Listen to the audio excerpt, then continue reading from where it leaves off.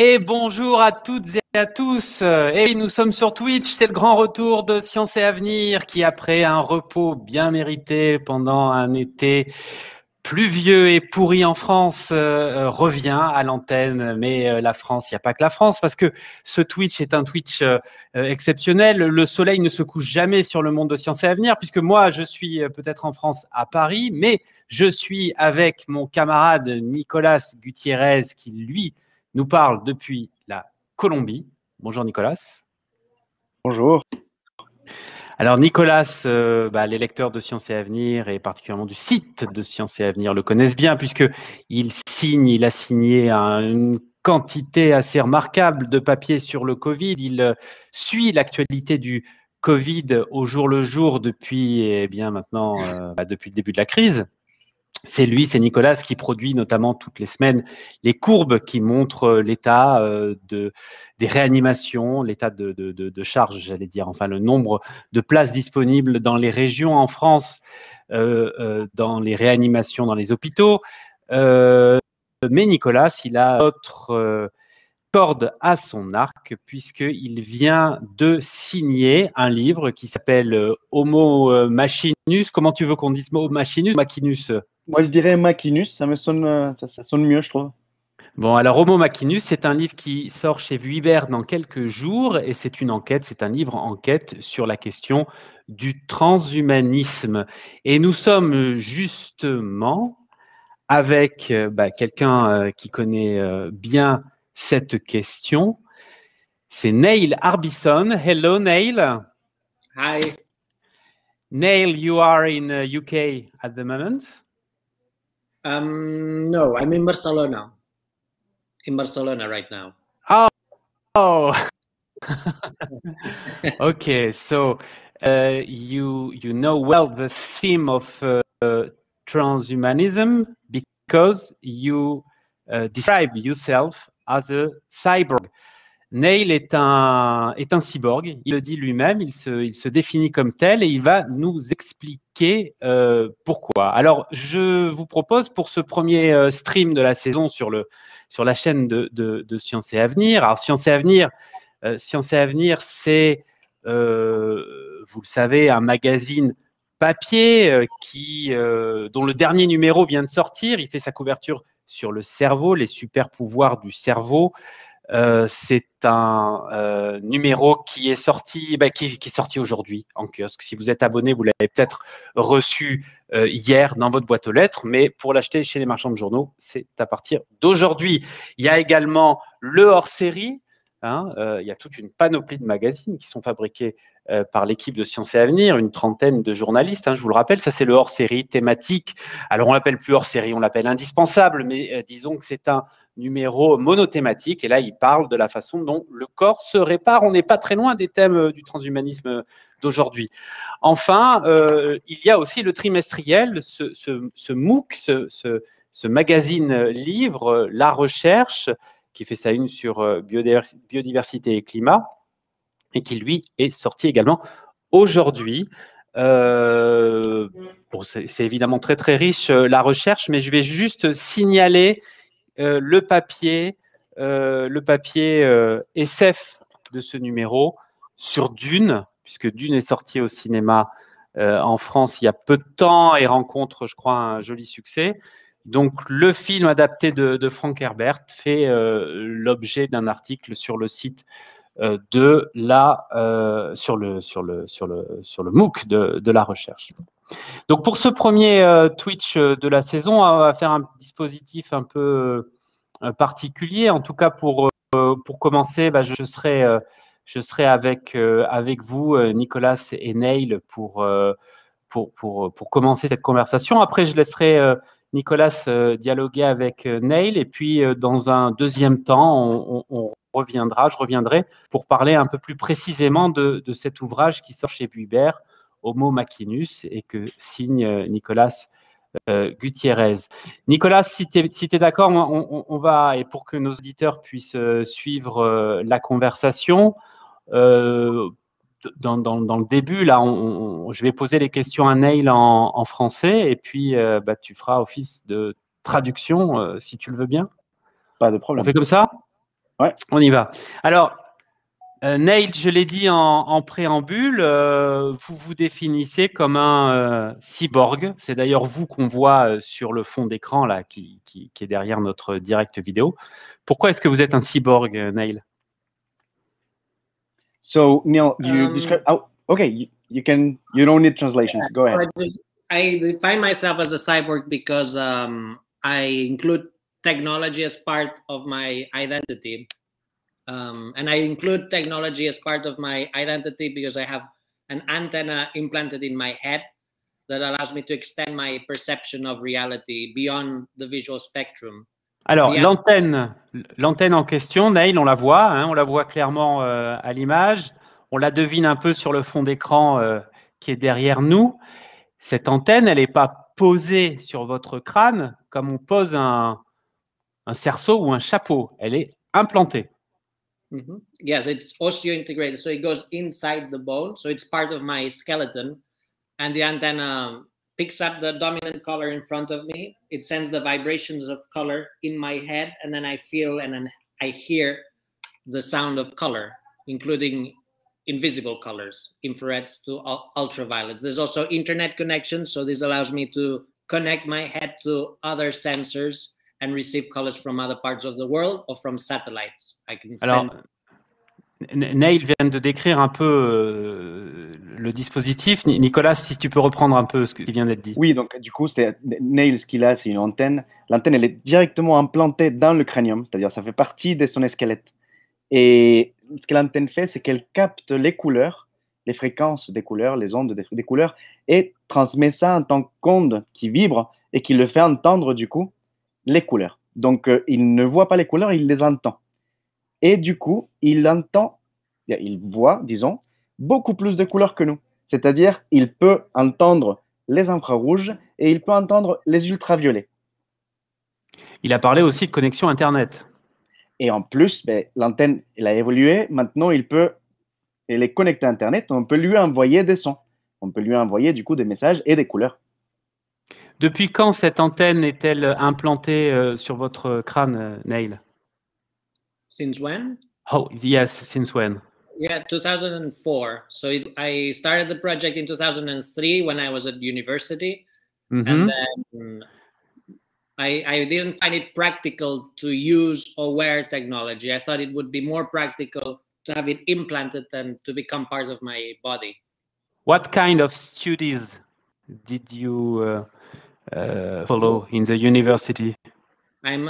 I was a music student, so this was like a music instrument, electronic music instrument, and it was a kind of experimental music. But then instead of using the antenna as an instrument, I decided to go beyond and use the instrument as an organ. So that was the difference. Instead of using technology as a tool, I was interested to use technology as an organ and therefore transform my reality into music. Alors, on va saluer nos internautes là qui commencent à poser des questions. Alors, ils sont vachement étonnés. Neil, vous les voyez, les questions. Certains disent, mais est-ce que c'est vrai? Est-ce que c'est un poisson d'avril? Nicolas, tu peux peut-être reprendre un peu ce qui vient d'être dit par Neil. Donc, Neil, ce qu'il explique, c'est que tout a commencé à l'université comme un projet. Donc, il étudiait la musique et donc, il a créé comme projet un instrument de musique différent qui joue avec les couleurs, qui entend les couleurs. Mais par question de praticité, il trouvait que finalement, le plus pratique, au lieu de le porter sur lui, c'était de l'avoir implanté dans lui. Et donc, ce n'est pas un instrument de musique, c'est un organe qu'il a créé et qui s'est implanté. C'est un nouvel organe que ce n'est pas tout le monde qui l'a, il n'y a que lui dans le monde qui a cet organe-là. Alors, c'est pas un poisson d'avril, c'est pour de vrai. Neil, ça n'a pas été difficile de trouver un chirurgien qui accepte de faire une opération comme celle-là? Yes, that was one of the biggest challenges, was to find a doctor willing to implant the system in my head. I presented the surgery to a bioethical committee, but the bioethical committee said it was not ethical to have the antenna implanted for 3 reasons. One, because it's not a pre-existing body part. If it was a leg or an arm, they would find it ethical, but antennas are not human body parts, so they didn't find it ethical. C'est intéressant ça, on pourra y revenir là-dessus. Hein. Also, they didn't find it ethical that it goes beyond the visual spectrum.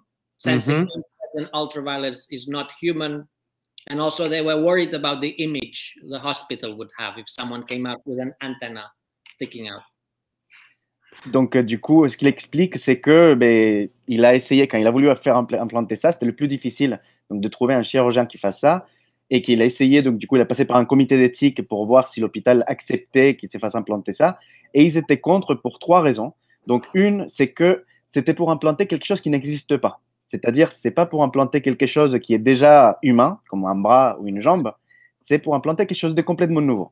2, que ça donnait, disons, des capacités surhumaines, c'est-à-dire le fait d'entendre, de voir des couleurs que les humains ne voient pas. Donc, du coup, les infrarouges, les ultraviolets, mais ils trouvaient pas ça éthique de, en gros, donner des super pouvoirs à un être humain. Et 3, le fait, pour l'image de l'hôpital, de voir un patient qui sort avec une antenne sur la tête, ça peut faire bizarre.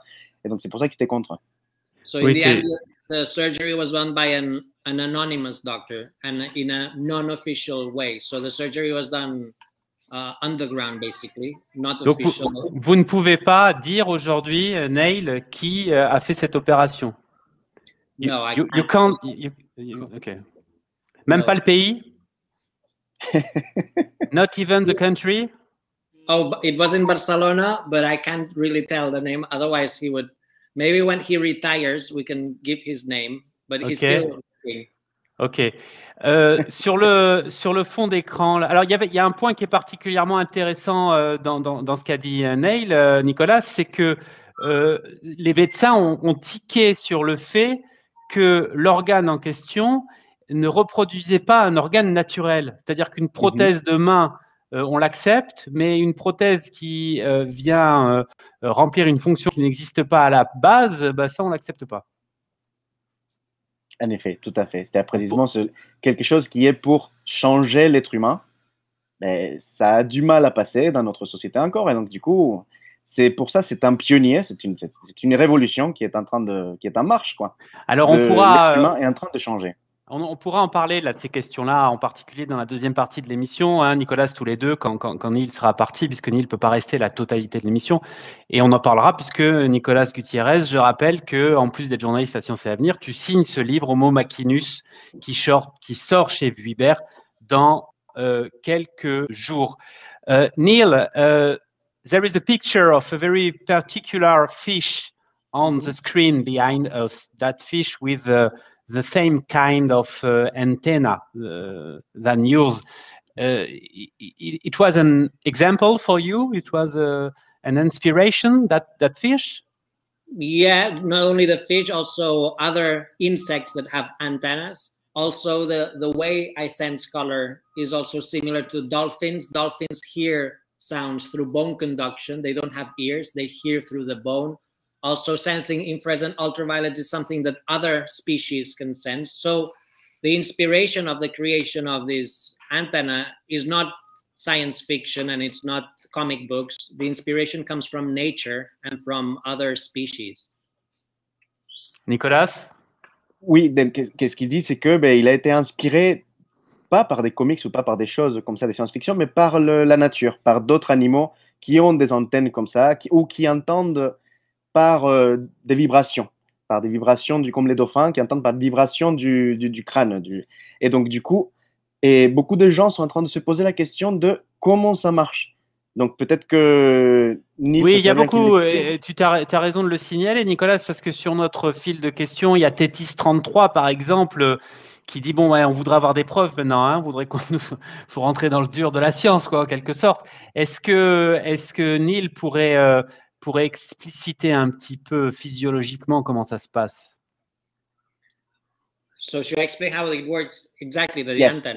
Yeah. Yeah, so exactly, if you can do it. I have 4 implants in the back of my head. 2 implants are to hold the structure of the antenna. The 3rd implant is a chip, a piezo that vibrates inside my bone, depending on the dominant frequency of light.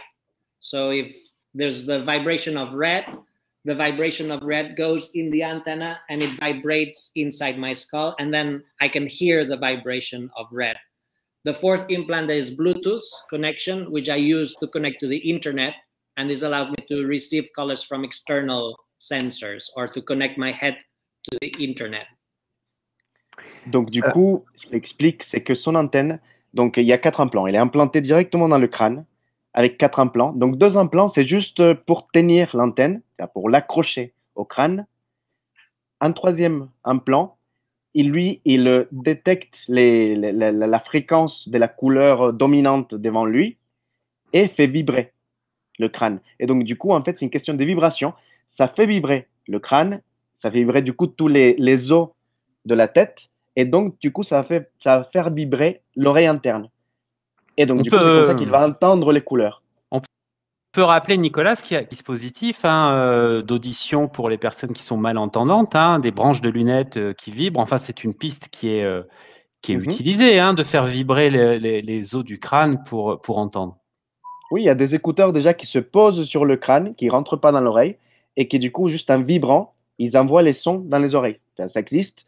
Là, c'est un autre niveau, dans le sens que c'est inséré. Et il y a un 4e implant qui, lui, est connecté au Bluetooth, et donc, du coup, il le permet de connecter l'antenne à Internet. Comme ça, on peut lui envoyer aussi des signaux, on peut lui envoyer des sons qu'il entend grâce à son antenne. Alors, fascinant, nous dit Gunther Strike. Et il y a Tétis33 qui pose la question, when you sleep, Neil, you have to take out the antenna? No, you can't. So the antenna is part of my skeleton, so I can't remove it. I shower with the antenna, I sleep with the antenna, I do everything with the antenna. The antenna is waterproof, and when I sleep, if there's colors, I hear the colors. But in the same way that we don't switch off our sense of smell when we sleep, and we don't switch off our sense of hearing, I don't switch off my sense of color when I go to sleep. Est-ce qu'il y a des pièces qu'il faut changer? Do you have to remove some part of the antenna as a battery, for instance? No, I charge it through induction. From the outside, I can charge the antenna. Not in the beginning. In 2004, I had to plug myself. Afterwards, I used small batteries, but now I can use induction.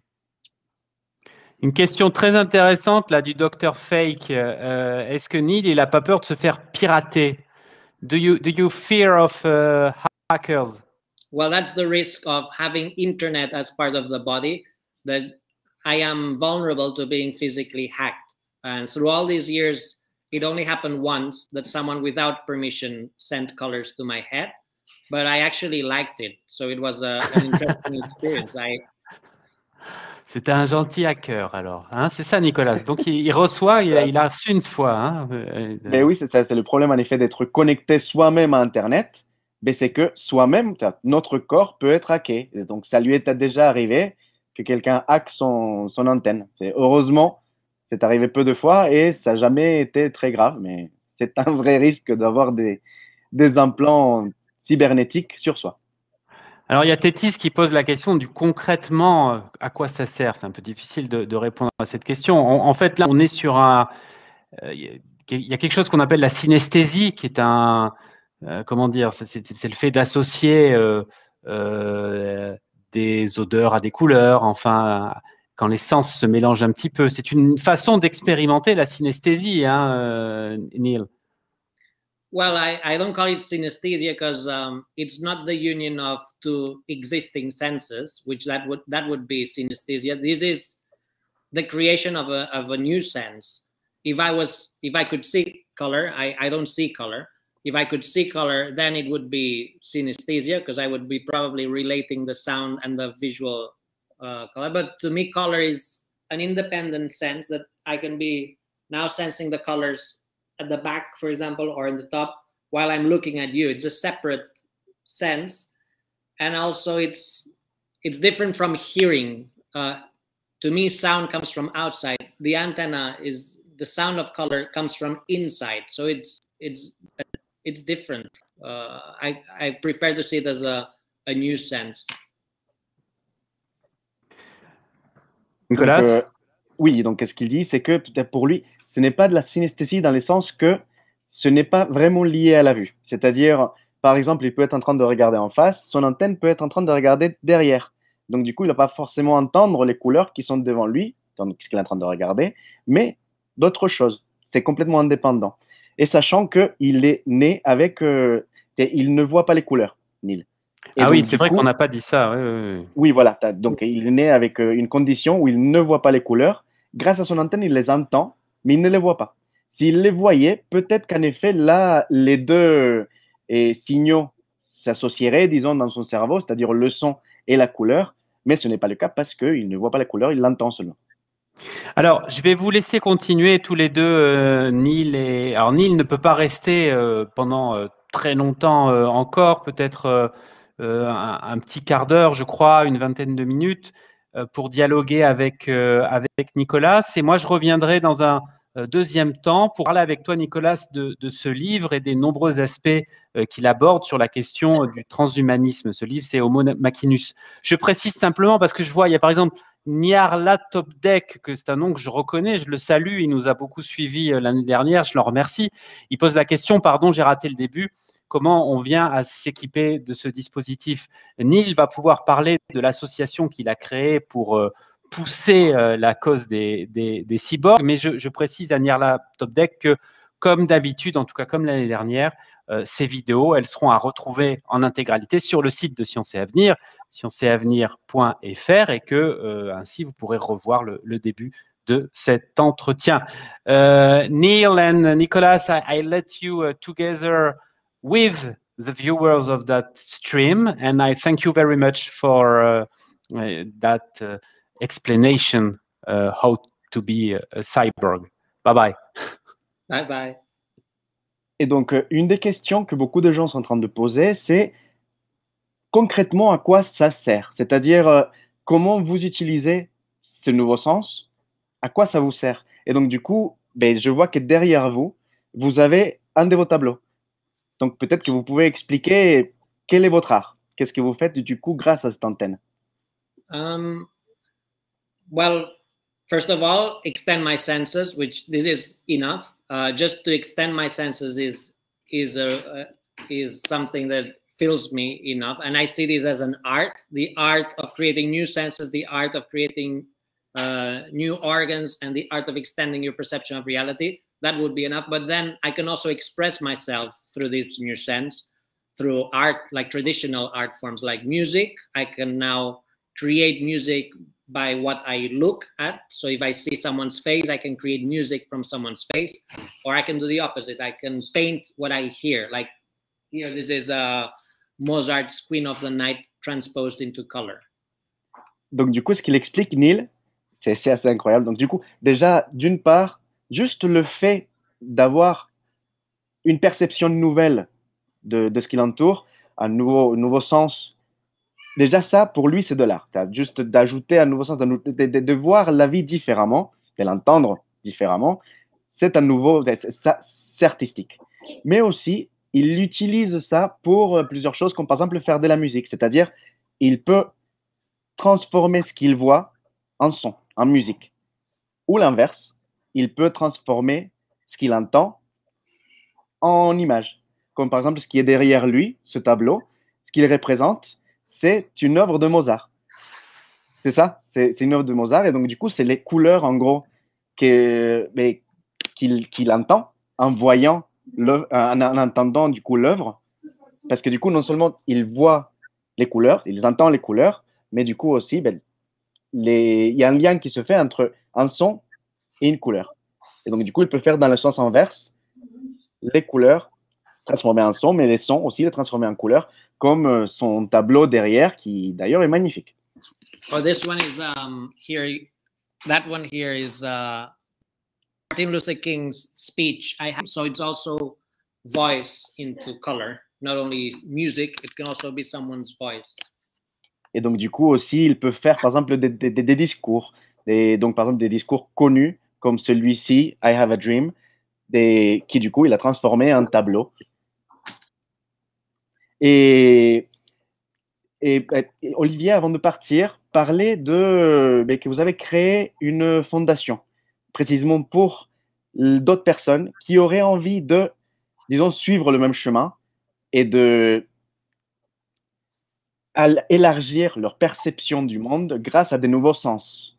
Est-ce que vous pouvez nous parler de cette fondation?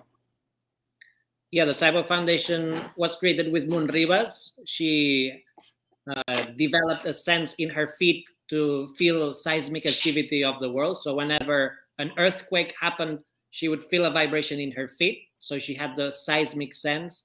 And this platform, Cyber Foundation, helps other people create new senses and new organs. Like, for example, Manel de Aguas has now 2 implants here to feel the weather. There's also Kyle Lander developing a sense to feel cosmic rays. There's Paul Lombarte developing a second heart to express himself digitally through a new heart. So we develop organs, senses, and we see it as an art movement and also a social movement. Donc, du coup, ce qu'il explique, c'est que sa fondation, donc la fondation Cyborg, et ce qu'elle fait, c'est d'aider d'autres personnes qui veulent devenir cyborg comme eux pour gagner de nouvelles perceptions. Et donc, par exemple, là-dedans, il y en a Monsieur Daguas, Neil de Aguas, yeah. Neil de Aguas, il a des implants sur la tête qui lui font sentir le climat. C'est-à-dire, il sent le changement en pression, c'est ça, la pression atmosphérique. Et donc, du coup, grâce à ça, voilà, pression atmosphérique, la température et l'humidité. Et donc, grâce à ça, il peut nous dire s'il va pleuvoir, par exemple, parce que la pression change. Ou donc, c'est Monsieur Météo qui a la météo en lui et qui, du coup, peut suivre ça. Et donc, du coup, concrètement, qu'est-ce que vous faites dans la fondation? So, in practice, what do you do in the foundation? So let's say someone has an idea. Like we create teams. So if there's 5 people that email us interested in the same sense, for example, we create a team, a workshop, and then we try to develop a prototype of a sense. Then you wear the prototype, and if it works properly, you try to find a way of having it more integrated into your body. So it's creating different workshops at universities or in anywhere, creating projects related to creating new senses and new organs. And also, apart from this, we defend cyborg rights, which is defending the right of deciding which body we want to have. So decide the freedom of morphology, that we should have the freedom to decide which body we want to have, and defending cyborg rights in other aspects of society. Donc, du coup, Neil explique que dans sa fondation, ce qu'ils font, c'est déjà travailler sur des nouveaux sens, donc de développer technologiquement ces nouveaux sens. Et donc, du coup, cela, par exemple, quelqu'un a une idée de quelque chose que ça serait sympathique de pouvoir ressentir telle chose, ou de voir quelque chose, ou autre chose, de créer un nouveau sens. Donc, du coup, eux, avec des universités, ils vont essayer de travailler dessus pour créer un dispositif qui puisse répondre à cette question, à ce besoin, à cette envie. Et ensuite, donc, du coup, une fois que le dispositif est créé, la personne qui voulait s'implanter ça peut le tester. Et si ça lui va vraiment, là, elle peut se l'implanter. Donc, ils aident dans tous ces processus et ils aident la personne à devenir cyborg. Et du coup, donc là, on parle de choses positives, disons, d'être cyborg, de voir le monde différemment. Est-ce qu'il y a des choses négatives? Est-ce qu'il y a des risques? The risks, well, basically that we don't know what can happen if you merge with technology. It's the unknown risk of merging with something external. There's 2 main risks. One is body rejection. The body might reject the material. And the other risk is brain rejection. The brain might reject the new stimuli, the new sense. And if this happens, if rejection happens, changes need to be made, either to the material or changes to the stimuli, to the software. Et donc, du coup, ce qu'il explique, c'est que les risques, il y en a. C'est notamment, le risque, c'est l'inconnu. Parce qu'on est en train d'implanter quelque chose qui n'existe pas. Ce n'est pas un bras, ce n'est pas une jambe. C'est quelque chose de complètement nouveau. Et donc, du coup, on ne sait pas comment le corps va réagir à ça, comment il va accepter ça. Et donc, c'est déjà arrivé, et Neil, des cas où le corps de quelqu'un n'accepte pas bien un dispositif, et pourquoi ça arrive. So, if you, do you want me to translate? So, in which cases, sorry, yeah. So, has it happened that Yes. Well, in my case, I had brain rejection at the beginning. My body was rejecting the new stimuli. But after 5 weeks, the headaches went away and the brain got used to it. But in some cases, some people would remove the system. But if you insist, the brain will finally accept it. That's what I think. And then I've had some physical, also some minor infections, because you need to keep all the implants really clean. But I haven't had major rejection, no. Mais donc, du coup, et ce que Neil explique, c'est que lui, au début, son antenne, son cerveau a essayé de la rejeter, c'est-à-dire son cerveau a eu du mal, et donc, du coup, il a eu mal à la tête pendant 5 semaines. C'est bien ça? 5 semaines? Sorry? 5 semaines? So, it's 5 weeks. During 5 weeks, you had a headache. 5 weeks, yeah. 5 weeks, that's a lot. Donc, pendant 1 mois et 1 semaine, il avait des maux de tête à cause de ces nouvelles perceptions, ces sons qui venaient. Mais ce qu'il explique, c'est que il a forcé son cerveau à comprendre. Au bout d'un moment, le cerveau s'habitue et au bout d'un moment, il s'adapte à cette nouvelle perception et l'intègre. Et donc, c'est ce qui est arrivé 5 semaines après. Il pouvait entendre et c'était aussi fluide, disons, que s'il entendait quelque chose par son oreille.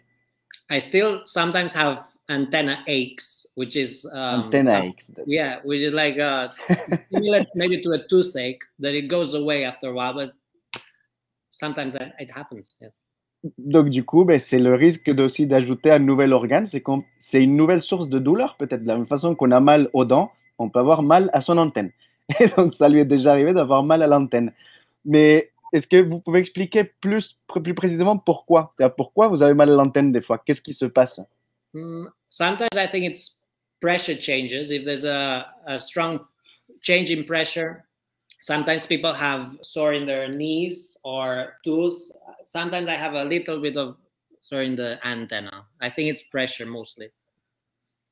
Ok, donc du coup, quand la pression change, là, ça fait mal. Est-ce que ça serait par rapport à le fait que cet objet cybernétique, lui, il est solide, alors que le reste est biologique, peut bouger, disons, s'il y a des changements de pression, et cette différence, c'est ça qui cause ces douleurs? Well, to me, it's just feeling the antenna.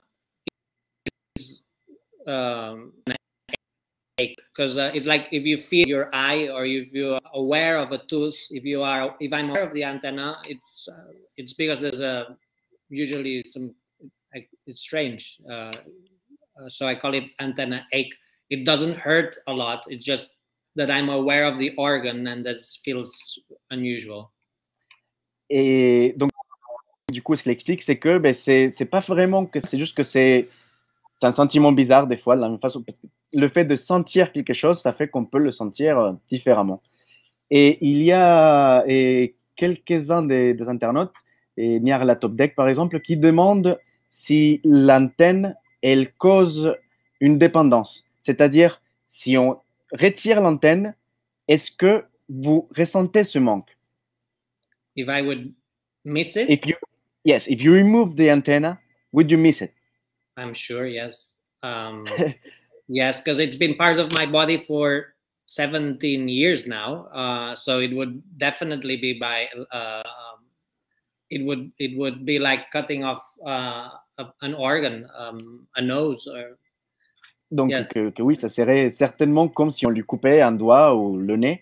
Mais est-ce que, précisément pour le livre, vous m'avez dit qu'une fois c'est arrivé, qu'une fois vous avez perdu votre antenne et momentanément.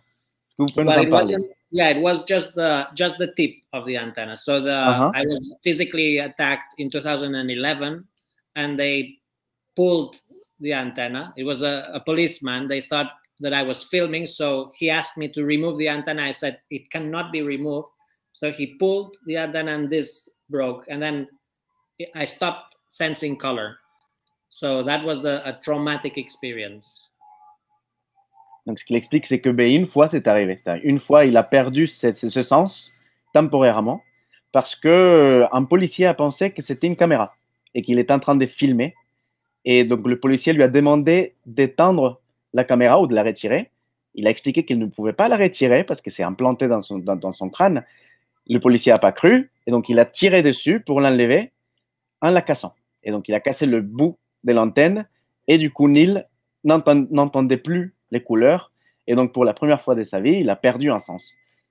Et combien de temps ça a duré, cette perte? How long it lasted? Yes. It was, I went back to the studio and we recreated we fixed it within hours, maybe 4 or 5 hours. I had the sense again, but it was it was a strong lack and emptiness. Strong, yes. It was an unusual feeling of losing a sense, because this was in 2011. I had been hearing colors continuously since 2004, so it had been seven years, and suddenly it was gone. Donc, du coup, il explique que c'est pendant 4-5 heures qu'il a perdu ce sens et le temps d'aller au studio et de réparer l'antenne. Et d'ailleurs, c'est précisément une des qualités, un des aspects positifs de ces organes cybernétiques, c'est qu'on peut les réparer plus rapidement qu'un bras ou une jambe. Et donc, du coup, en à peine 4-5 heures, il a récupéré ce sens, alors que, imaginons, on lui retire un œil, ça ne sera pas aussi rapide. Yeah, there's you can also not only repair, but you can upgrade yourself easily more than your organic organs. Technology keeps evolving, so if you are technology, a part of you can also keep evolving. So the older you get, the better your senses can become. Ce que du coup, il explique, c'est que la technologie, elle évolue constamment. Et donc, du coup, ces organes cybernétiques, eux, ils peuvent évoluer beaucoup plus rapidement que nous, notre corps n'évolue plus. Eux, le sens, ces organes-là, ils peuvent évoluer. Donc, du coup, précisément, avant l'antenne, vous n'avez pas Internet, par exemple, ou le Bluetooth. Et c'est venu après, n'est-ce pas? Yeah. 2004, I was only sensing the visual spectrum. In 2008, I added infrared and ultraviolet perception. In 2013, I added internet connection. Also, the battery system kept evolving. First, I had to plug myself. Then I used a small battery. Now I use induction. And it will keep evolving. Donc, ça évolue et ça évolue constamment. Et donc, au début, il voyait que les couleurs. Il entendait que les couleurs que nous, on peut voir. Et 4 ans après, du coup, il a ajouté la possibilité d'entendre les infrarouges et les ultraviolets. Et après, il a ajouté la possibilité de connecter à Internet. Et il a aussi changé la façon comme ça se charge. Avant, il devait se brancher directement. Maintenant, c'est par induction, comme les téléphones. Mais précisément, la batterie, il y a KNA30 qui demande de la batterie comment on la recharge.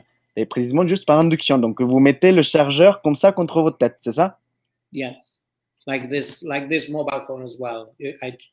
Induction, yes. That's the best way now, but the ideal way of charging our new senses would be by using body energy, because we are creating a lot of energy, and we are working on creating a small system that will charge new implants.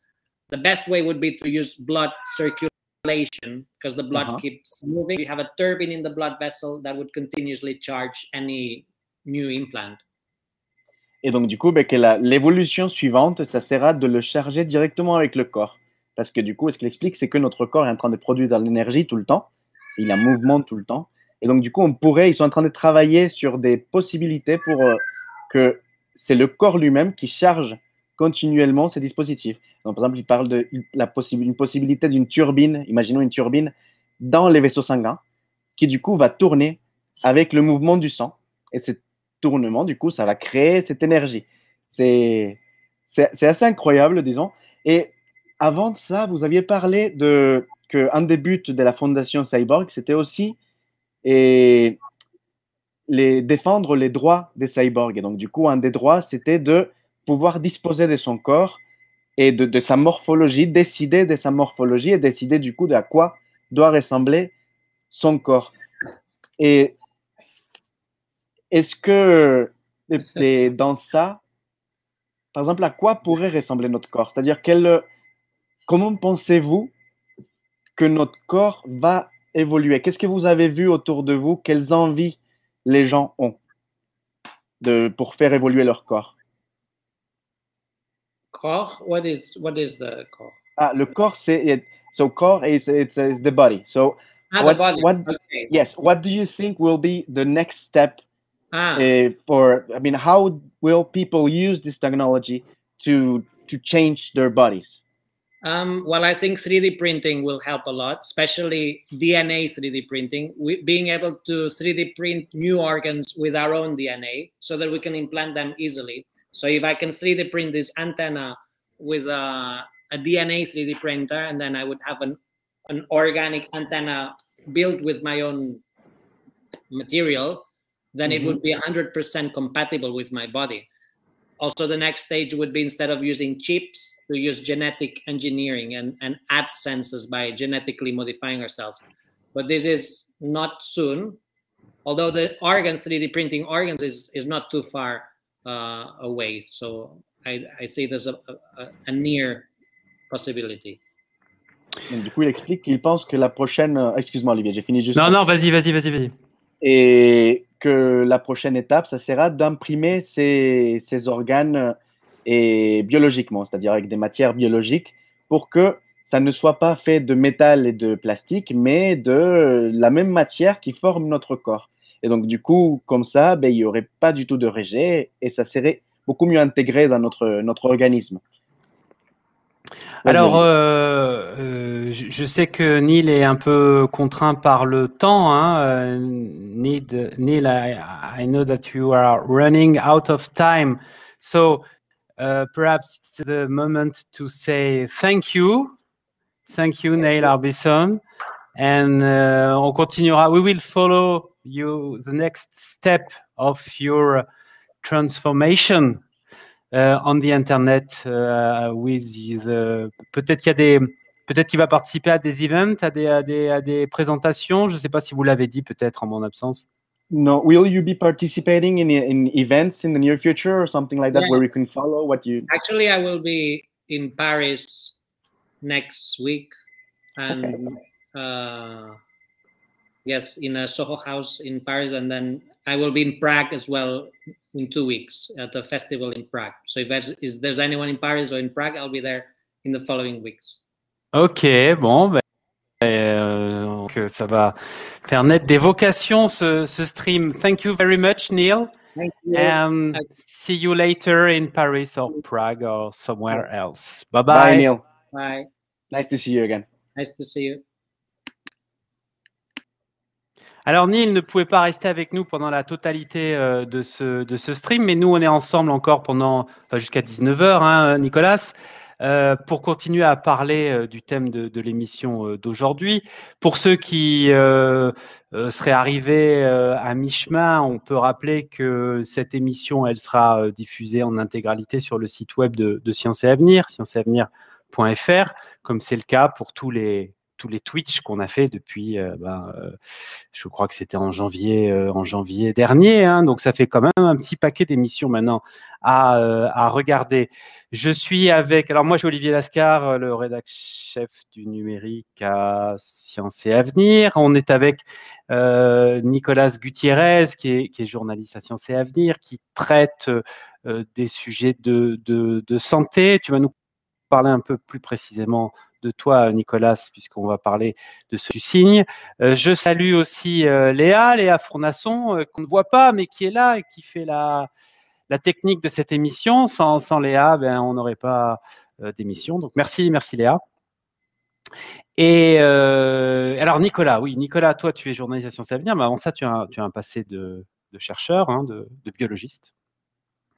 Oui, donc, vas-y. Non, avant ça, oui, j'étais chercheur pendant une dizaine d'années et donc j'ai travaillé sur la génétique et donc aux États-Unis, en France et en Colombie. Tu es colombien, hein, et d'ailleurs tu nous parles là depuis la Colombie. Et cet intérêt que tu as pour la biologie, pour la santé, ça t'a amené sur le sujet de ce livre. Alors peut-être que Léa peut nous en montrer la couverture. Ce livre, il s'appelle Homo Machinus. Il sort chez Vuibert. On peut signaler à cette occasion que Science et Avenir, c'est une rédaction de journalistes qui sortent des livres, hein, parce qu'il y a ton livre, Nicolas, mais il y a également le livre de la journaliste Marine Benoît, qui a fait un livre qui s'appelle In Tenebris, qui est une adaptation de son podcast à succès, qui parle du parallèle vu par la science. Et on a également Coralie Lemke, qui travaille aussi pour le site web sur les sujets santé et qui, elle, signe Ma santé, mes données chez Premier Parallèle et qui parle, c'est vachement d'actualité puisqu'on sait qu'il y a plein de données, je crois, qui étaient engrangées par la PHP qui ont fuité ces derniers temps. On voit aussi que le QR code de Macron s'est retrouvé sur Internet, etc. Donc, c'est quelque chose qui est terriblement d'actualité. En attendant, là, on parle de ton livre à toi, Nicolas, Homo Machinus, qui sort chez Vuibert. Alors, déjà, ce titre Homo Machinus, Nicolas, c'est un clin d'œil. Et oui, disons que tout à fait, c'est le titre en lui-même, c'est-à-dire le mot en lui-même, c'est un futurologue dans les années 90 qui a essayé d'imaginer à quoi ressemblerait le futur de l'être humain. C'est-à-dire, les années 90, c'était l'explosion de la cybernétique, c'est-à-dire c'est Internet qui a commencé, c'est les ordinateurs qui devenaient de plus en plus rapides, de plus en plus petits, on est passé de la disquette au CD, etc., etc., des grandes avancées, une grande révolution dans le numérique. Et du coup, il a imaginé qu'au bout d'un moment, ces avancées des machines, ces avancées du coup technologiques, ben, on allait petit à petit les intégrer de plus en plus dans notre corps. Chose qu'on commence déjà à faire. Donc, par exemple, on a déjà des implants auditifs pour mieux entendre. On a déjà des bras artificiels. On commence à avoir des dispositifs comme ça cybernétiques en nous. Et ce qu'il imagine, c'est qu'au bout d'un moment, ces dispositifs feront partie intégrante de nous-mêmes. Et en gros, il y aura ceux qui l'ont pas. Et ceux qui l'ont deviendront tellement différents que les autres que ça sera carrément une nouvelle espèce. Alors, c'est pour ça que, voilà, Homo Machinus, qui est un clin d'œil à Sapiens, etc., hein, Homo sapiens. Alors, c'est un terme qui est très bien pour le titre d'un bouquin, qui est plus original que celui qu'on a utilisé beaucoup depuis le début de cette émission, cyborg. Cyborg, on a tous une image du cyborg en tête, Nicolas, à cause du cinéma et de la science-fiction. Mais ça vient d'où ce mot, cyborg? Mais cyborg, c'est deux mots, c'est cybernétique et organisme. Donc, cybernetic organism, cyborg. Et donc, c'est ça, et c'est quelque chose qui date des années 60. C'est un chercheur qui a imaginé ça. À la base, c'était pour imaginer quelque chose qui puisse aider à vivre les personnes dans l'espace. C'est-à-dire les astronautes du futur qui pourraient intégrer des dispositifs cybernétiques qui s'occuperaient des tâches les plus automatiques et les plus fastidieuses pour les permettre, eux, de pouvoir vraiment explorer et vivre leur vie. Et voilà. Donc, pour libérer, disons, de ces tâches et laisser ça aux machines. Alors, on a un de nos internautes, Arc Nord, qui nous dit, vous faites référence aussi à Homo Deus de Hariri, l'auteur israélien. Effectivement, c'est des bouquins qui ont eu un gros succès médiatique. Il a été présenté comme une sorte de prophète ou de gourou, je ne sais pas comment. Là, tu fais aussi un clin d'œil à ses ouvrages avec ce titre. Oui, tout à fait. Les deux, disons, imaginent le monde d'après, le monde, l'humain d'après, mais de façon très différente. C'est-à-dire Homo Deus et Sapiens avant ça, c'est des livres qui imaginent la société, comment elle va changer par rapport à la technologie, etc. Ce livre-là, Homo Machinus, il s'intéresse plutôt à vraiment concrètement qu'est-ce qui va changer, qu'est-ce qui peut changer, qu'est-ce qui est en train de changer. Donc, du coup, en gros, c'est, comme disait Olivier, c'est une enquête à travers le globe Donc, j'ai interrogé une trentaine de chercheurs et qui sont dans des travaux de pointe sur cette technologie qui pourrait permettre de changer l'être humain, pour savoir exactement qu'est-ce qu'on peut faire, qu'est-ce qu'on pourra faire d'ici 5-10 ans, qu'est-ce qu'on pourra faire d'ici 50 ans, qu'est-ce qu'on ne pourra pas faire du tout, ou au moins pas dans le futur prévisible. Et alors, avant d'aller dans le futur, justement, Nicolas, on va continuer à regarder un petit peu dans le rétroviseur, puisque tu as cité la création du terme de cybernétique dans les années 60. Je vais me faire un peu d'auto-promo, là. Moi, je ne fais pas de livre, mais j'ai fait une grosse interview sur la question du cyberpunk avec l'universitaire Yannick Rumpala, qui a signé un livre qui s'appelle Cyberpunk is not dead, qui explore ce genre de la science-fiction qui, lui, est né dans les années 80 et qui correspond à toute cette imagerie de l'homme robot, l'homme avec le bras prothèse comme Luke Skywalker dans Star Wars, presque même le bras canon de Cobra dans les mangas. Le cyberpunk, c'est né un petit peu plus tard que les années 60, c'est plutôt né dans les années 80, mais c'est lié aussi à ce déferlement de technologie, aux micro-ordinateurs qui arrivent dans les familles, dans les bureaux. On passe d'un environnement où l'ordinateur était une machine énorme qui prenait des mètres carrés et des mètres carrés dans des hangars gigantesques, pour des dispositifs plutôt petits. Évidemment, les premiers micro-ordinateurs, ils étaient plus gros que ceux qu'on a aujourd'hui. Enfin, ça rentrait dans la maison. Et donc, dans les années 80, il y a cette avancée de la miniaturisation des dispositifs, de l'électronique, et ça permet de faire naître ce nouveau rapport à une technologie qui est plus inclusive, tiens, pour utiliser un mot qui est vachement à la mode, qui est plus immersive. C'est une technologie qui pénètre le corps. Alors, on dit bonjour à Rocky Racer qui nous rejoint sur le stream. Nicolas, il y a un chercheur dont le parcours est très intéressant et dont tu parles dans Homo Machinus, qui est un chercheur britannique qui a fait des expérimentations sur son propre corps. Et il est, je crois, le premier à l'avoir fait. Est-ce que tu peux nous parler de ce personnage? Donc, lui, c'est Kevin Warwick et il est génialissime, ce gars.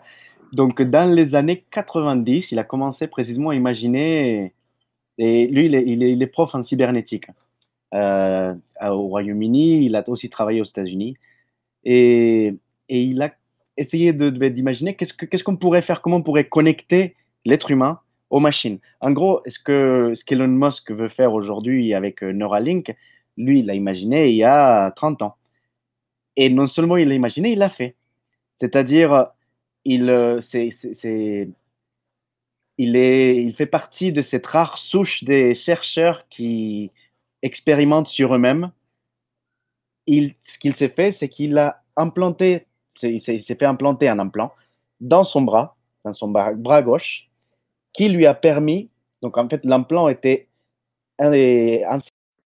connecté à ses nerfs, les nerfs qui contrôlent la main. Et donc du coup, cet implant-là, lui, il contrôlait une main robotique qui se trouvait dans un autre continent. C'est-à-dire, lui, il était assis à un bureau à l'Université de Columbia à New York. Un bras robotique dans une université anglaise bougeait les doigts pendant que lui, il bougeait ses doigts. C'était la première fois. C'est la première fois qu'il y a une dissociation entre l'esprit et le corps, quoi. C'est la première fois, du coup, qu'on montre que ça, c'est possible et que c'est possible de le faire par Internet. Ce qu'on avait déjà fait, mais il fallait que la machine robotique soit à côté. Là, c'était par Internet, et quand je parle d'Internet, c'était le début d'Internet, c'était le début des années 2000. Oui. Donc, ce n'était pas du tout l'Internet qu'on a aujourd'hui avec la fibre qui va très vite. Hein. C'était quelque chose de très lent, et pourtant, ça fonctionnait déjà.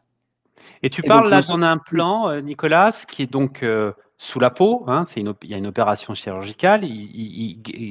L'implant a été glissé sous la peau et il était connecté au nerf. Exactement, oui.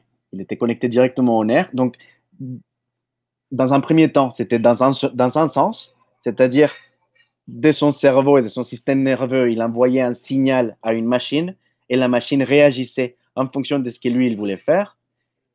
Après, il a essayé l'inverse, c'est-à-dire avec ce même implant, qui était du coup connecté à ses nerfs, il a connecté au bras de sa femme.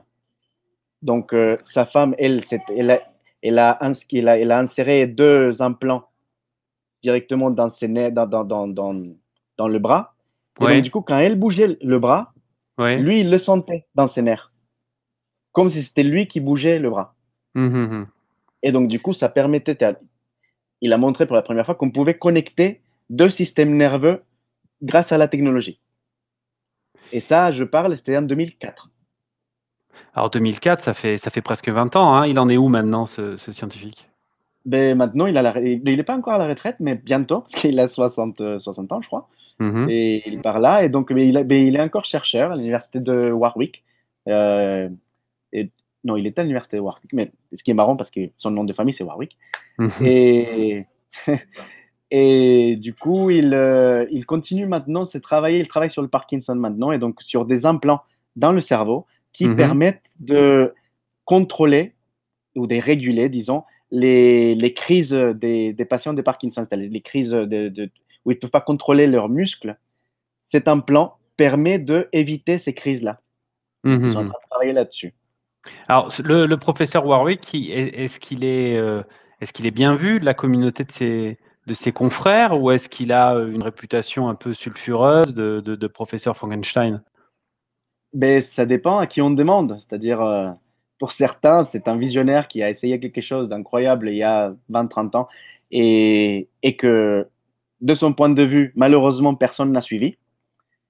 Et pour d'autres, ce qu'il a fait, c'est complètement irresponsable de faire des expérimentations sur soi-même. Toi, tu as eu, en faisant ton travail pour faire ce livre, tu as rencontré les 2 sons de cloche, j'imagine. Et oui, donc du coup, la première fois que j'ai parlé avec Kevin Warwick, c'était pour un article pour le hors-série des Sciences et Avenir d'il y a un an, en juillet 2020, du coup. Et en effet, pendant le livre, j'ai parlé avec des différents chercheurs. Pour certains, c'est une évidence qu'il faut continuer comme ça, essayer de voir jusqu'où on peut aller, qu'est-ce qu'on peut faire. Et pour d'autres, c'est modifier l'être humain, modifier le corps humain, et donc du coup l'être humain et l'espèce humaine, c'est quelque chose à faire avec beaucoup d'attention et qu'on ne peut pas penser et le faire comme ça. Donc en effet, il y a les 2 sons de cloche et c'est soit on l'aime, soit on le déteste, comme certains, disons. Et toi, en tant que journaliste qui a enquêté sur cette question, tu as l'impression que quel est le son de cloche qui est dominant aujourd'hui, en 2021? Et ça dépend pourquoi. C'est-à-dire, pour ce qui est les implants comme ça, comme il a fait lui-même, ben, ça avance, mais ça avance majoritairement, c'est pour traiter des maladies, comme par exemple la Parkinson, c'est pour des raisons médicales. Pour des raisons médicales, ça avance beaucoup. Après, pour des choses plus robotiques, disons, il y en a qui l'annoncent, comme par exemple Elon Musk avec Neuralink, mais ce n'est pas encore, disons, rentré dans les idées. C'est-à-dire aujourd'hui, c'est plutôt, on se permet de faire ça, on se permet de modifier le corps humain seulement pour aider ce corps humain. Alors voilà, on revient, Nicolas, à une notion qu'a abordée notre invité en première partie d'émission, puisque je rappelle à nos internautes qu'on était avec Neil Harbisson, un Britannique alors qu'on voit en photo là derrière nous dans le fond d'écran. Ce Britannique, c'est un étudiant en art qui, dans son cheminement académique, il a rencontré des préoccupations un peu techno, des ingénieurs, etc. Et il a eu l'idée de se faire greffer une antenne sur le crâne qui lui permet de transformer les couleurs qu'il ne voit pas, parce qu'il est né comme ça. Il est né, alors je ne sais plus quel est le terme, Nicolas. Je ne sais plus, il faudrait qu'il aille chercher. Il est né sans cette possibilité de voir les couleurs. Et ben, les couleurs sont traduites en en son. Il entend les couleurs. Toute cette première partie de l'émission, évidemment, vous pourrez la revoir en ligne, puisque ça sera diffusé sur le site de Sciences et Avenir dès demain. Voilà. Alors, je faisais un message à Léa pour tout vous dire, donc du coup, j'ai été coupé dans mon. J'étais achromatie, voilà, c'est l'achromatie. Le fait de ne pas voir les couleurs, et Neil Harbisson était atteint de cette incapacité. Alors, il s'est doté de cette antenne et depuis, il l'explique dans la première partie de l'émission, il a créé une sorte de ligue des cyborgs extraordinaires où il essaie d'expliciter sa démarche. Mais il disait dans cette première partie d'émission, il disait que quand il s'est fait opérer, il n'a pas voulu d'ailleurs dire le nom de l'établissement et du médecin qui l'a opéré, mais quand il s'est fait opérer, il a eu beaucoup de mal parce que les médecins disaient ce n'est pas un dispositif qui va réparer une fonction naturelle. C'est quelque chose qui vient ajouter une fonction en plus. Et c'est ça qui fait tiquer dans le transhumanisme, Nicolas. Oui, tout à fait. Et donc, c'est parce que c'est très cyberpunk, ça, en effet, comme tu disais, c'est-à-dire de changer l'être humain pour. Parce que c'est pas le réparer, c'est le changer, c'est le modifier, c'est l'augmenter, c'est créer quelque chose de différent, disons. Et ça, c'est vrai que pour des bonnes ou des mauvaises raisons, je ne veux pas juger éthiquement, mais c'est quelque chose qu'on voit avec crainte, disons. C'est-à-dire, on sait d'où on part, disons, on ne sait pas où on va arriver. Donc, il vaut mieux peut-être ne pas y aller dans ce sens-là. Mais ce qu'il explique, c'est que même malgré ces réticences, il y a toujours des chirurgiens qui sont prêts à faire ce type d'opération. Et il m'expliquait comme par exemple avant, il y a quelques 20-30 ans, et c'était illégal de faire des chirurgies pour changer de sexe. Et donc, du coup, aujourd'hui, c'est dans les mœurs, aujourd'hui, c'est éthique, et aujourd'hui, on peut le faire. À l'époque, c'était illégal, mais quelques chirurgiens étaient convaincus de décider de notre corps, et donc, du coup,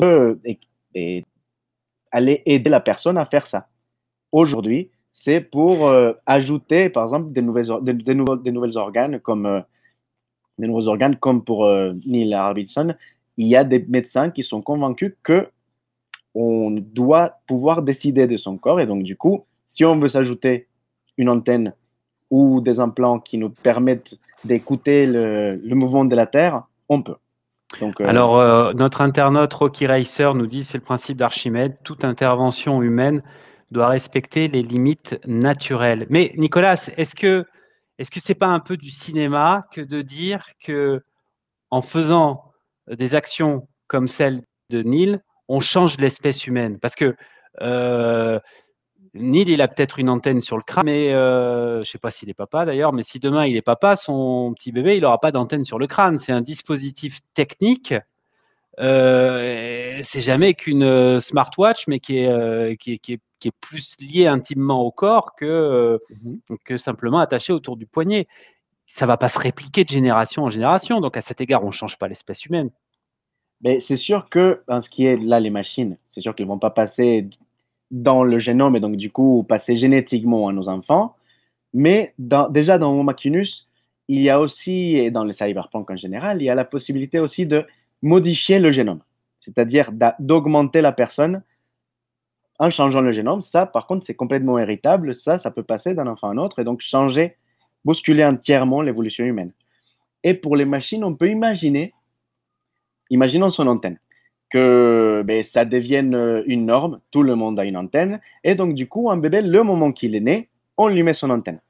Donc du coup, en effet, ce n'est pas partie de l'évolution de l'espèce biologiquement, mais dans la pratique, l'espèce a changé. Dans la pratique, absolument, tous les êtres humains ont un nouveau sens. Et donc, du coup, dans la pratique, c'est... Voilà. Oui, c'est très clair. Est-ce que tu peux nous citer d'autres exemples de transformation du corps, d'autres personnalités? Tu l'as dit un petit peu avec le cas tu as cité le fait d'être sensible aux vibrations sismiques. On devait être avec une jeune femme qui finalement n'a pas pu être avec nous pendant l'entretien, qui, elle, a des capteurs qui réagissent aux ondes sismiques. Voilà, donc du coup, là, c'est Moon Ribas. Donc, c'est les cofondatrices de la fondation de Cyborg. Et elle, ce qu'elle a, c'est des capteurs insérés dans ses pieds qui, eux, sont connectés par Internet à une base de données qui exactement quand il y a un tremblement. Et donc, elle, s'il y a un tremblement de terre au Japon, elle sent les vibrations dans ses pieds. Et du coup, ses pieds, littéralement, tremblent quand la terre tremble, peu importe où. Et c'est comme ça qu'elle fait de l'art. Et ce qu'elle fait, elle, c'est par exemple des pièces de danse, où elle va danser en fonction de la vibration de la planète. C'est-à-dire, elle bouge en suivant le mouvement de la planète. Des choses comme ça. Et on peut, dans le cyberpunk, on imagine beaucoup l'évolution humaine comme une augmentation de ce qu'on a déjà. C'est-à-dire des bras plus forts, une vue plus puissante, une résistance aux maladies, des choses comme ça. Et ce qui est, disons, original de Neil et Moon, c'est que ce n'est pas pour augmenter quelque chose qu'on a déjà, c'est pour ajouter quelque chose qu'on n'a pas. C'est pour ajouter des sens que personne d'autre n'a, pour ajouter une nouvelle façon de percevoir le monde. C'est une démarche précisément très artistique. C'est une démarche très de comprendre comment on peut voir différemment ce qu'on voit d'habitude. Un peu comme quand on couvre l'arc du triomphe, comment on peut voir ça différemment. Donc, du coup, et ce qu'il explique, et c'est pour lui, l'être humain du futur, ça ne sera pas, comme on peut imaginer, comme un Robocop, comme un Terminator, ça ne sera pas juste simplement un corps robotique très puissant et résistant, ça sera plutôt comme un iPhone. C'est-à-dire, on va s'ajouter, au lieu d'ajouter des applications dans notre iPhone, on ajoute des applications au corps humain pour pouvoir faire des choses sans passer par des machines. La machine est dans nous. Et donc, comme ça, on peut s'ajouter. Et du coup, ça permettrait une personnalisation de chaque individu à un niveau qu'on n'a pas. C'est-à-dire, aujourd'hui, on peut juste s'habiller différemment que les autres, faire des choses à peu près différentes que les autres, mais c'est tout. Là, ça serait, il verrait le monde différemment que les autres. Et il y en a qui choisiraient de voir la nuit, par exemple. Et donc, du coup, commencer à vivre la nuit, par exemple. J'ai dit ça comme ça, je ne sais pas. Et donc, du coup, personnaliser et upgrader, comme il dit, l'être humain, comme si c'était un iPhone, comme si c'était une machine. Mais c'est un mouvement qui rencontre un vrai engouement. Enfin, il y a de plus en plus de gens qui s'inscrivent dans cette démarche, ou c'est vraiment… Oui, il y a de plus en plus de gens. Après, ça reste évidemment quelque chose de minoritaire. Hein. Parce que ce n'est pas simple déjà de faire la démarche. Et aussi, ce n'est pas forcément simple d'avoir envie de faire la démarche. C'est-à-dire, ce n'est pas tout le monde qui aura envie de s'implanter quelque chose dans son corps. Ben oui, donc, et puis il doit y avoir des effets secondaires très pénibles quand même. Et il y a des risques, comme il expliquait, qui la tête pendant 1 mois et 1 semaine. C'est pas. Après, en effet, on s'y habitue, mais c'est pas à la portée de tout le monde d'avoir envie de faire ces choses-là, oui. Donc, ça reste minoritaire, mais c'est un mouvement qui augmente, comme le biohacking. Le biohacking, c'est des gens qui, précisément, se mettent des implants pour payer.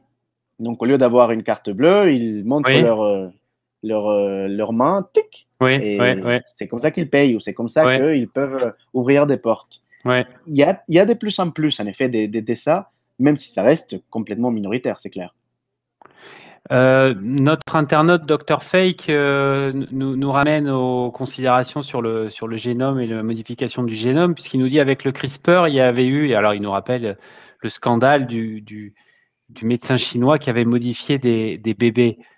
Bon, évidemment, cette affaire, elle avait été beaucoup expliquée décrypté sur le site de Science et Avenir. Vous pourrez retrouver pas mal d'articles à ce propos. Mais effectivement, Dr Fake a raison, on est dans le transhumanisme déjà là, puisqu'on avait essayé de doter ces enfants de caractéristiques particulières en modifiant leur génome. Mais tout à fait, c'est-à-dire Jiang Kui He, ce qu'il a fait lui, à Le la médecin base, chinois, ce qu'il explique, c'était pour éviter que ses enfants, Loulou et Nana, puissent développer le sida un jour. Et donc, du coup, pour ça, eh bien, il a modifié un gène parce qu'on sait que les personnes qui ont cette modification-là ont moins de probabilités de développer le sida si jamais elles sont affectées et par le VIH. Sauf que, et c'est, disons, il y a eu énormément de critiques, évidemment, parce que ce qu'il a fait est complètement inéthique à cause de plein de raisons. L'utiliser n'est pas encore suffisamment sûr pour l'utiliser chez l'être humain dans ce sens-là, c'est-à-dire des modifications qui peuvent passer à la postérité, qui peuvent passer aux autres générations, parce qu'en vrai, on ne sait pas ce qu'on est en train de faire, et donc du coup, on ne sait pas qu'est-ce qu'il a fait dans son génome, dans le génome de ces enfants-là. Et parce que CRISPR, ce qu'il fait, donc c'est un ciseau génétique qui va modifier une partie du génome, mais ça peut aussi modifier d'autres parties, et on ne sait pas lesquelles. Et surtout, donc déjà ça, et aussi parce que il paraîtrait que la vraie raison, ce n'était pas ça, mais de donner à ces enfants une intelligence supérieure, de les augmenter. Oui, on est dans le cyberpunk, là on est dans le transhumanisme, parce que précisément ces modifications-là, non seulement il a été montré que ça protège du sida, mais aussi chez des sujets animaux, chez des modèles animaux, on a vu que ça augmente les capacités cognitives. Ah, ça m'avait complètement échappé cet aspect-là de la chose-là. C'est sorti plus tard, peut-être, non? Oui, c'est sorti plus tard quand on a regardé. Et donc, du coup, parce qu'en fait, ce qu'il expliquait que c'était pour éviter que, ces enfants-là développent le sida, il y a des façons beaucoup plus simples de faire ça. C'est-à-dire, on n'avait pas besoin de modifier leur génome. Donc, c'était forcément une autre raison. Et l'autre raison est plus probablement celle-là. Essayer de donner une intelligence augmentée, une intelligence améliorée à ces enfants-là. On est dans le transhumanisme, on est dans essayer d'améliorer l'être humain. Et ça, ça a été décrié partout. Alors, est-ce qu'il y a des figures particulières qui font que le thème du transhumanisme est particulièrement présent aujourd'hui dans le débat public? Tu as cité évidemment l'omniprésent Elon Musk. Elon Musk, c'est le Cyril Hanouna des sciences. Il n'y a pas un jour qui passe sans qu'on ne parle d'Elon Musk. C'est un transhumanisme, Musk?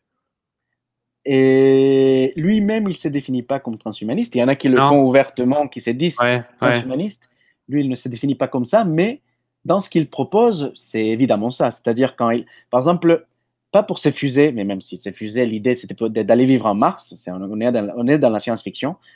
Et son implant Neuralink, l'idée derrière, donc, il le montre de deux façons. D'abord, ça peut permettre de traiter certaines maladies, comme précisément fait le professeur Warwick pour traiter Parkinson. En gros, il est en train d'essayer de développer une façon plus technologique de faire ça.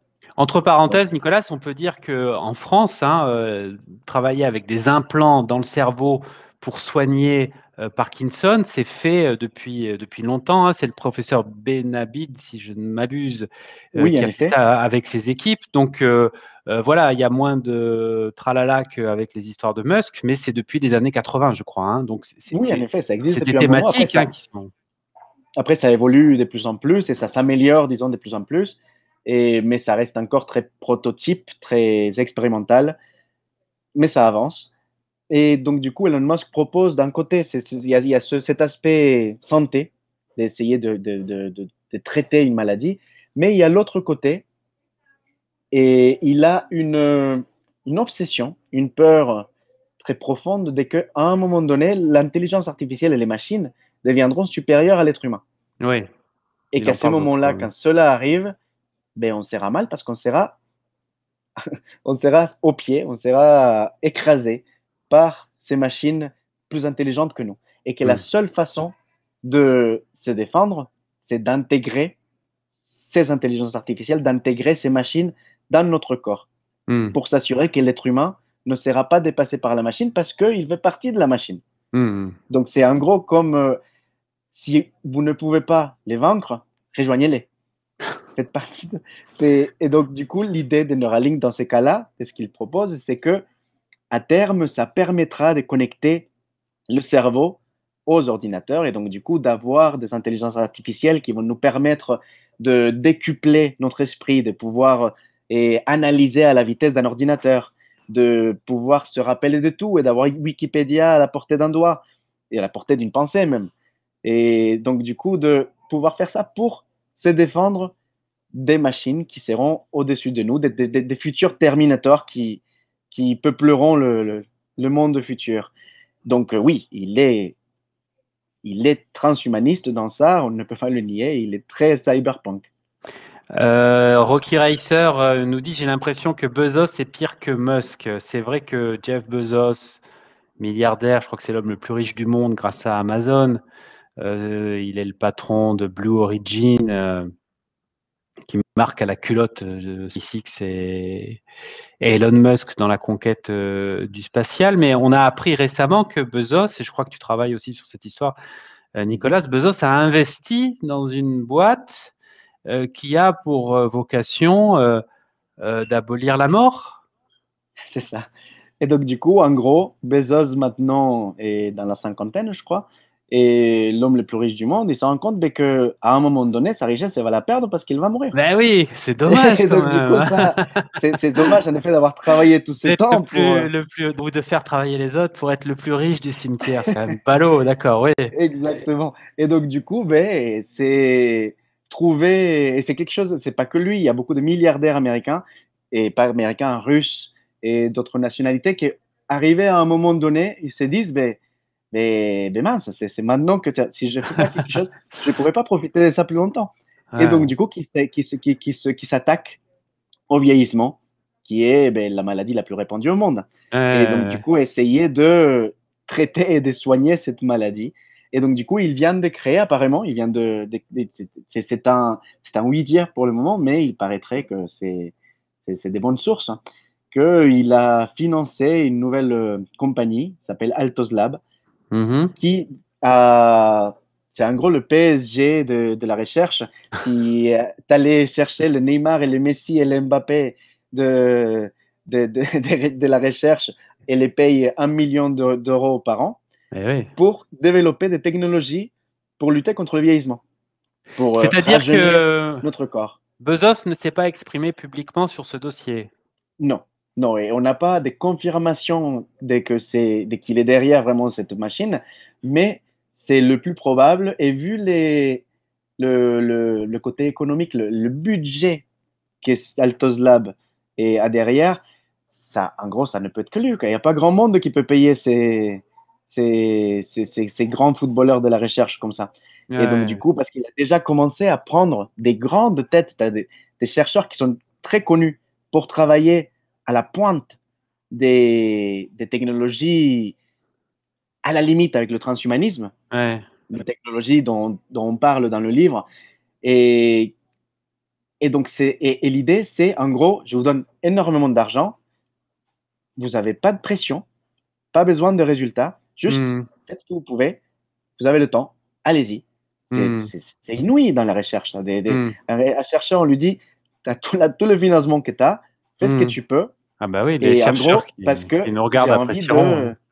Parce que j'ai envie de vivre 200, 300 ans. En gros, c'est ça. Enfin, ils ont quand même la pression, puisque, comme tu le disais, Elon Musk, il doit pas repasser les 50 ans, il est chauve, il a plein de problèmes aussi. Il a pas Bezos, oui, il a pas toute la vie devant lui maintenant, il en a mangé un bout, donc ils ont la pression quand même, ces chercheurs. Tout à fait. Si en plus il continue à aller sur l'espace, il va vieillir encore plus vite, donc du coup.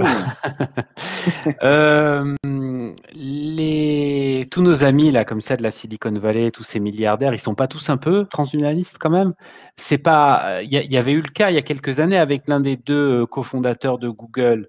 Je crois pas. Je crois que c'était Larry Page. Je crois que non, l'un des deux est atteint d'une maladie orpheline, je crois, et il a mis un financement monstre dans une boîte pour traiter cette maladie, justement.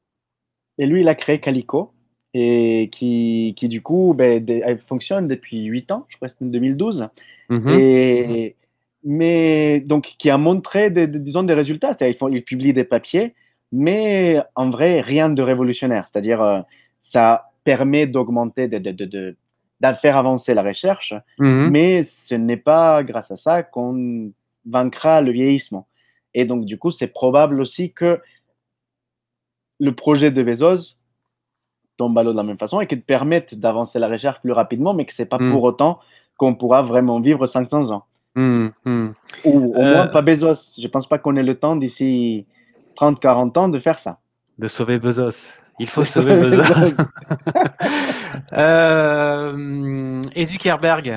Et Zuckerberg, il a des actions comme ça vers le transhumanisme. Il paraît que lui, il fait partie d'une autre fondation, d'une autre qui paraît qu'il finance d'autres types de recherches dans le même sens. Ouais. Et oui, c'est en effet, c'est une mode. Le transhumanisme est une mode très milliardaire américain.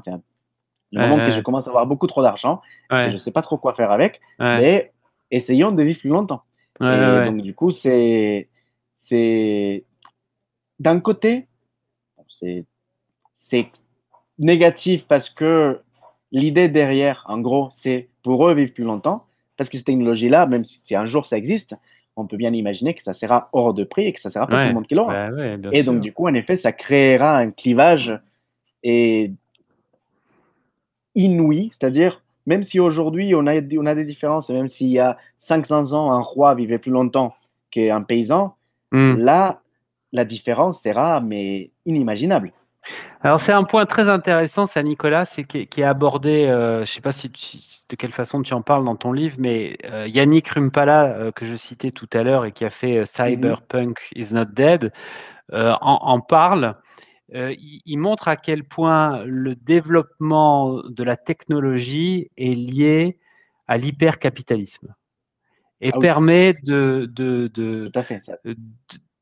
d'accentuer les différences à l'intérieur d'une société, avec d'un côté ceux qui ont la technologie et ceux qui ne l'ont pas. En effet, oui, c'est quelque chose de très néolibéraliste.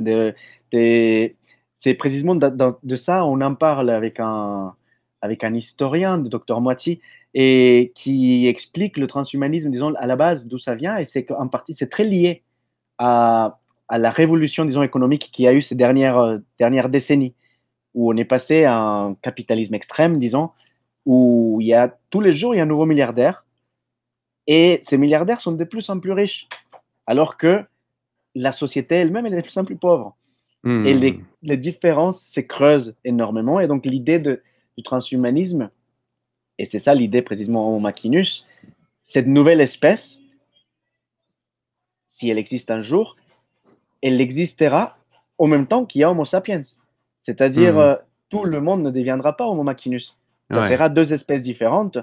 Certains qui seront, et disons, imaginons, plus intelligents, plus rapides, plus longèves, qui du coup vivront 1000 ans et qui pourront contrôler facilement ces pauvres Homo sapiens qui ne peuvent eux vivre que 80 ans et qui sont limités au niveau cognitif et au niveau physique. Donc, tout à fait ça, c'est un miroir, c'est un reflet de la société économique qu'on a aujourd'hui, qu'on voudrait du coup implanter, disons, dans la société du futur et dans l'évolution de l'être humain. Oui, c'est pas très gai quand même, hein, parce que bon, Rocky Racer.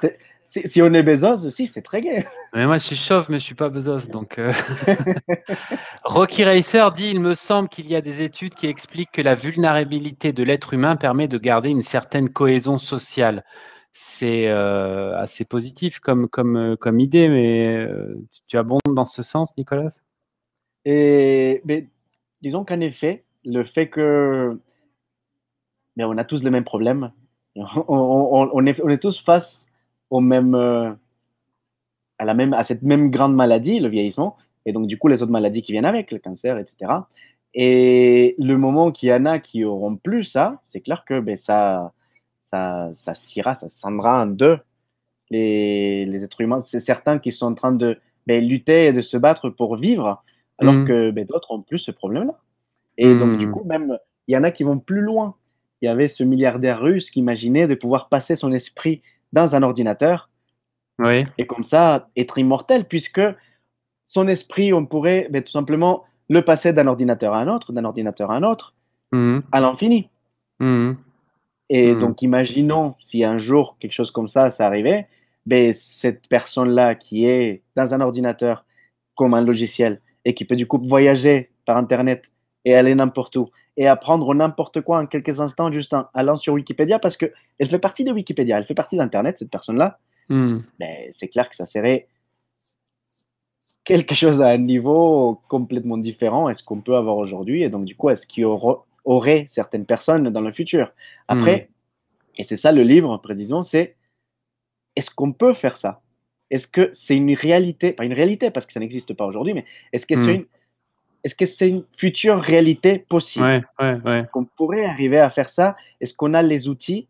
Ou est-ce qu'on pourrait avoir les outils dans un futur proche ou moyen pour le faire? Un degré de vraisemblance de ce scénario. Alors toi, Nicolas, tu es scientifique, tu es journaliste, tu as enquêté, tu as fait ce livre au Mont Mackinus. Qu'est-ce que tu en penses? Est-ce que c'est un futur possible? Je vais laisser parler les chercheurs qui ont parlé avec moi, disons, parce qu'après tout, je ne suis pas expert de ça, pas du tout. J'ai eu la chance de parler avec des experts et juste retranscrire ce qu'ils m'ont dit. Et ce qu'ils spécifient très bien, c'est que beaucoup de ces choses-là, c'est des fantasmes, c'est de la science-fiction, rien à voir, mais on ne peut jamais prévoir les avancées technologiques. C'est-à-dire, il se pourrait que l'être humain reste exactement comme il est pendant 200, 300 ans, ou que d'ici 5 ans, il y ait une percée technologique qu'on n'imagine pas aujourd'hui, qu'on ne peut pas imaginer aujourd'hui parce qu'elle n'existe pas, et qui permettent de faire des choses qu'aujourd'hui nous paraissent inimaginables. Et ces choses-là, le problème, c'est que ces percées technologiques, on ne peut pas les prévoir. Donc aujourd'hui, tous ces chercheurs avec qui j'ai parlé s'accordent à dire que c'est impossible. On ne peut pas améliorer l'être humain tel qu'il est parce qu'il est extrêmement optimisé. C'est-à-dire, notre biologie, notre corps, notre sens, nos systèmes nerveux, c'est un travail magnifique parce qu'il a pris des milliards d'années d'évolution. Et donc, du coup, passer à essayer d'améliorer ça avec la technologie, que ça fait juste quelques décennies qu'on travaille dessus, c'est tout à fait impossible. Mais, et là, les 3 points sont longs parce qu'on ne sait jamais. C'est passionnant, Nicolas. Je rappelle donc que peut-être que Léa peut nous remontrer la couverture de ton livre, Homo Machinus. Nicolas, tu es journaliste à Sciences et Avenir, mais tu es aussi l'auteur de ce livre qui sort chez Vuibert. Il sort quand, Nicolas? Dans quelques jours, là, maintenant? Il sera disponible le 28 septembre. Donc, il est déjà dispo en précommande, mais il sera dans les librairies. Voilà, on peut l'acheter chez toutes les plateformes détestées ou chez son gentil libraire. Voilà. Bon, peut-être qu'on va citer 2 livres de science-fiction qui sont intéressants sur la question du cyberpunk. Il y a ce livre Neuromancien de William Gibson, c'est un livre qui est sorti en 1984 et qui est vraiment le livre dont on parle beaucoup dans cet entretien. Voilà. Neuromancien. Alors, c'est quoi? Tu as l'édition française, là. Hein, je crois que tu peux remontrer 2020, la couverture. Léa, peut-être tu peux nous remettre en. Voilà, Neuromancien, voilà, avec la belle couverture. Donc, c'est de la SF, hein, mais c'est de la SF donc, des années 80 et qui fixe quoi, tous les motifs du genre et qui parle du cyberspace, qui a été pompé jusqu'à l'os par Matrix. Donc, c'est un bouquin qui est difficile à lire, mais qui est très intéressant. Je vais peut-être citer un deuxième livre qui s'appelle 2312 par Kim Stanley Robinson. J'ai fait un papier à son propos sur le site de Sciences et Avenir, donc vous pourrez retrouver les références. C'est un gros livre qui tient pas très bien la distance, mais qui illustre de façon assez intrigante et intéressante tout ce que tu as raconté, Nicolas, c'est-à-dire comment on pouvait modifier son corps pour pour façonner sa personnalité comme on le fait aujourd'hui en choisissant une chemise, des lunettes ou un beau chapeau. Voilà, on arrive à la fin de cette émission. Nicolas, merci beaucoup. Quelle heure il est chez toi là? Et il va être midi, je vais manger bientôt. Il est midi en Colombie, il est 19h à Paris. C'est la fin de ce stream sur Twitch, le Twitch de Science et Avenir. Vous pouvez vous abonner à notre chaîne. Vous pouvez revoir l'intégralité de cette émission sur le site web de Science et Avenir. Je rappelle que dans toute la première partie de l'émission, on était avec Neil Harbisson, britannique, qui se dit lui-même cyborg puisqu'il s'est fait implanter une antenne sur le crâne qui lui permet d'entendre les couleurs, lui qui est né sans la possibilité de voir les couleurs. Donc tout ça, vous le retrouverez sur le site de Science et Avenir. Grand merci à Léa qui a fait toute la Léa Fournasson qui a fait toute la techno, toute la régie, voilà, la régie de ce stream. Merci beaucoup Léa. Et écoutez, à la prochaine sur Twitch. Si vous avez aimé, n'hésitez pas à le dire sur les réseaux sociaux. Hein, on a besoin d'encouragement. Voilà, nous ne sommes que des humains et pas encore des homo machinus. Au revoir à tous. Au revoir et n'oubliez pas, le futur, c'est aujourd'hui. Ciao, ciao.